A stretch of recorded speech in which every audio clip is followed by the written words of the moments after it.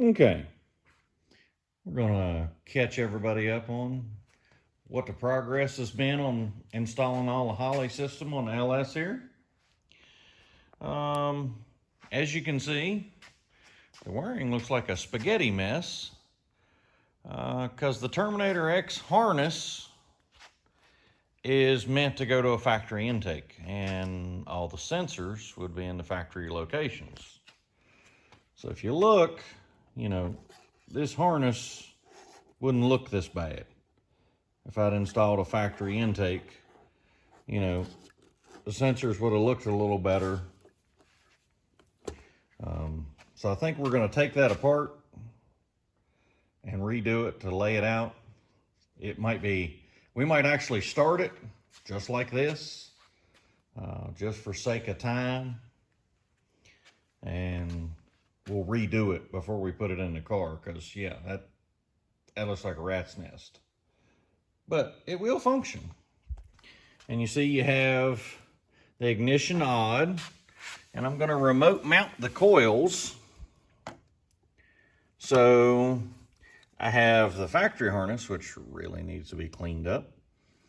But I did mark them before I took them apart, because I figured that's really going to be important to keep them, see, 1, 3, 5, 7, to keep them which coil they go to, so that I can actually fire all 8 cylinders when they're supposed to, not just some random firing order. All right, now the Holley harness, you got these 3 coming out here. You got a red, goes to the battery. Got a green, which is going to be your fuel pump, and I'm probably going to end up running a relay on it, just for the sake of not trying to burn it up. It says limited to 15 amps. I'm not checking my pump to see how much amperage it pulls. I'm just going to go ahead and put a relay on it. The blue with the white stripe is for a tack output, if you got an old school, like a Sun tack or something, which in this case we don't, but I'm not going to cut it off. We'll probably just roll it up, tape it off, and hide it in the harness when we put it back together. You got the main end of the harness that plugs in. And I got my knock sensors. I got to clean them up, plug that back in. And I still have to repin. I got the tape off of this one to remind me. That's the idle air control, switching to A and C. So we still have to do that. Same thing, coils on this side. Let's see. Oh yeah, map sensor. I almost forgot to tell you about that. When using this intake instead of the factory one, you don't have a map sensor. So now I've got to order one, because I'm thinking it's going to reside off of a T. I'm going to have to run my power brakes off of here. And I'm betting I'm going to have to make a T and mount a map sensor somewhere, because I was running through the harness. And voila, I don't have one. Yay, joy. Okay. All right. Knock sensors, yeah, they'll plug in. That'll look relatively okay. So you can see we got the transmission harness. You got your red and the black hot, switched, and then the one for the brake. I saw everybody online saying they didn't want to hook up the brake one because it keeps you from doing burnouts. Says it limits RPMs to 2,000 with the brake on, with the brake switch on.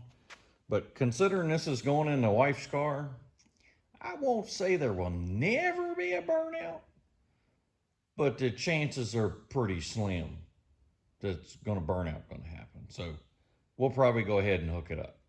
Won't say it won't never happen, but chances probably pretty slim. All right, and then we have the auxiliary harness, which plugs in. There's little plugs right down there. And probably the only thing I'm going to use out of this is an input to turn on the cooling fan once it gets in the car. Not going to do a whole lot with it when it's sitting here on our little test run stand. But yeah, when it gets hooked in the car, I'm going to use that to run the electric fans. All right. As you can see, the front drive assembly went together really good. I did have to order the plug for the alternator. It's on its way, should be here Thursday. For testing, I just got an AN fitting here.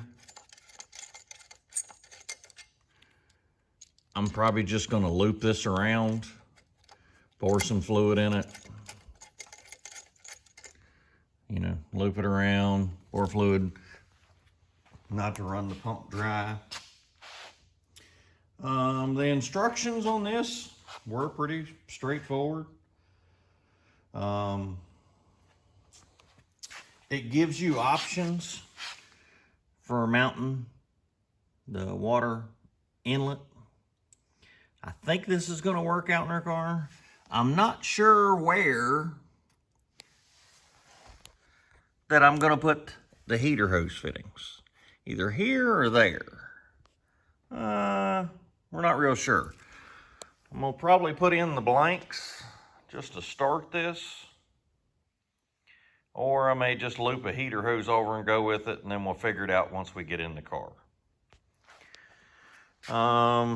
The crank sensor is, can you see it back in there? I think you can see where the wire is going. Let's see. Can you see it? Oh, barely back in there. That one's got a little heat shield on it, prevent it from the exhaust. That's the only one going over that way. And then you have your O2 plug-in, which I'm not sure which pipe.